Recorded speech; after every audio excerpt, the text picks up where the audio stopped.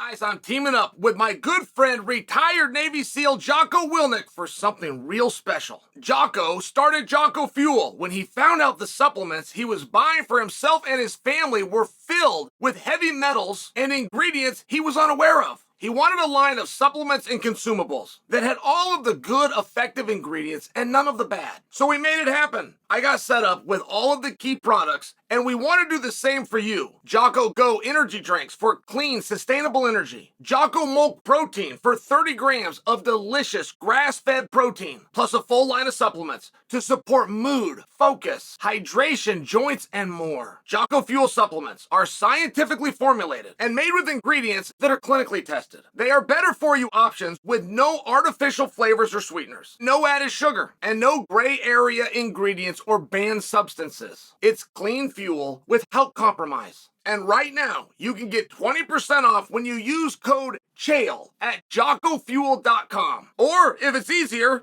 just click on the link below. All right, guys, this is it. Tyson versus Jake Paul. This is the one right here. I'm going to put this in the thumbnail. Beautiful picture of the two. You guys engage. You give the thumbs. You give the comments. I get some views. Or we're out. This is the test. I used to make so much money with Jake Paul. I used to make so much money with Mike Tyson. And perhaps, guys, we still can. Perhaps I've got my thumb off it. Now, there's things within an industry that we would never reveal. You never expose the business. Never. And that's becoming harder and harder because there's fewer and fewer things that still aren't exposed. Right? Very, very few things haven't made it out. Social media used to be able to keep all sorts of information. But there are things, and we don't expose the business. I'm not going to change that now. But if those things come out, why is this fight in Texas, for example? Okay, there. It's what I'm not going to say is what you need to hear right now. If that comes out and that makes headwaves, this fight, the balloon that is this fight just gets popped. So I'm just taking a look at it. I'm not against it. Not hating on this. I'm testing right now. I'm testing what your guys' temperature is because my prediction is it's not good. That's my prediction. But there is an opportunity to exposure on different levels. And that exposure can be directly tied to the success of a fight. You'll get guys that come out and they want to be a promotion. So many guys have wanted to co-promote with Dana. And Dana's never been a dick about it. Regardless of how people like to say, he said the same thing consistently. What is it that you're going to do? If we're co-promoting, here's what I'm going to bring. I need to know what you're going to bring. And they should kind of look the same in terms of how big and how much there are. And nobody has come to me offering to do that. So why would I co-promote? And then people will quickly, that don't know the business and forget that it even is a business, will quickly go, well, because that's the only way that you can get this match versus this match.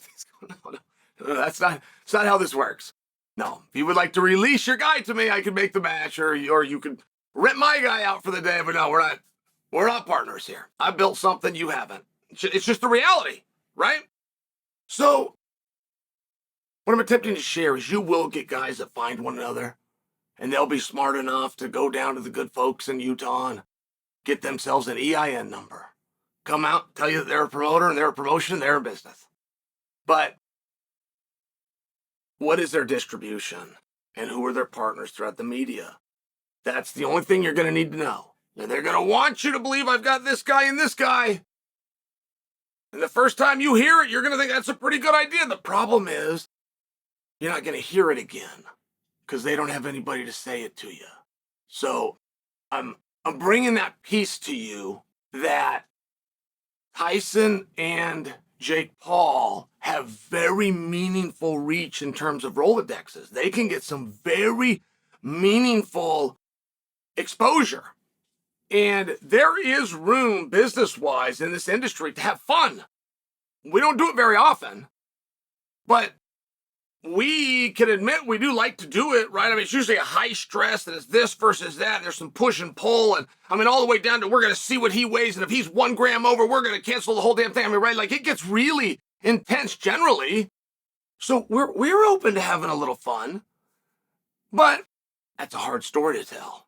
And you would need 2 very good performers to go out there and tell it. Vince McMahon for WrestleMania to headline the whole thing will not turn to the best.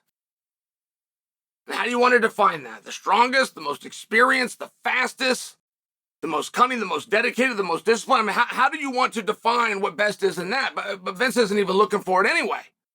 He's going to turn to two performers that he can count on, that in a 7-week build period have a history of being able to build and storytell and find a way to work.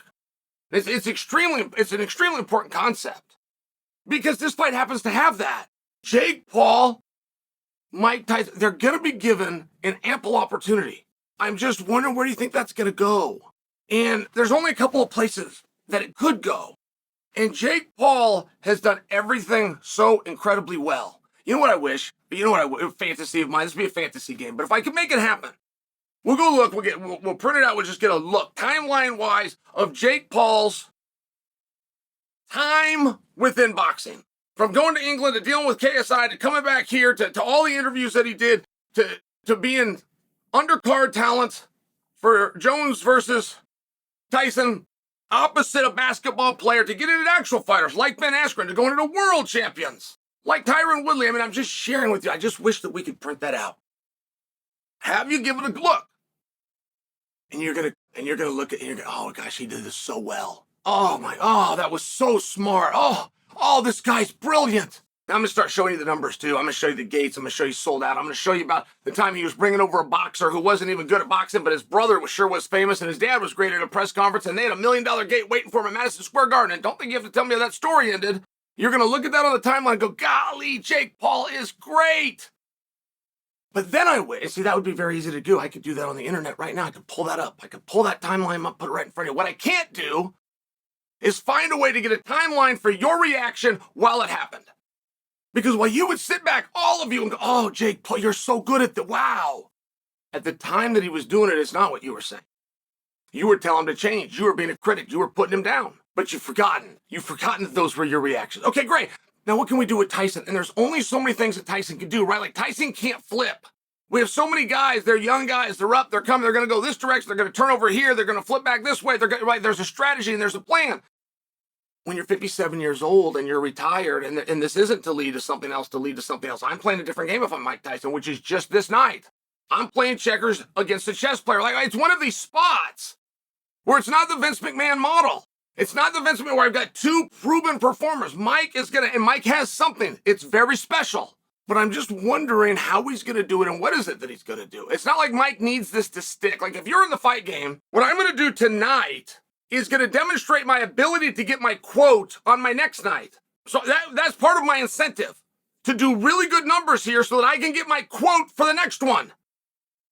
If my numbers right here come down, I'm not going up to my quote. I mean, do you understand the difference? But Mike has no incentive to have great numbers because he's not going on to another. I'm just stating some of the conflicts you're going to have, ways to work through it.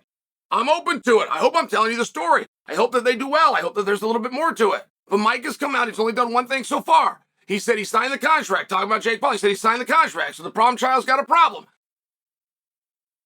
Decent line. It's a decent line. The person that fed Mike the line or thought it was even a good idea to film the line, like that person hasn't done anything wrong yet. But they've done a couple of things that are helpful. Once they have the ability to see how it came off and whether it was authentic and or not, once they have the ability to see it and they then make the decision to put it out, now you have a problem. So I'm still open to this idea. I really am. I'm open to hearing the card. Any problems that you have with Tyson and Jake, right? There's a level of interest. I'm talking about the problem for the people that have a problem with it. All of those can still be stitched up and solved with the rest of your card. Every complaint that there's still room, and I'm still open to it, but this is the test. You guys like this or you don't. That's up to you.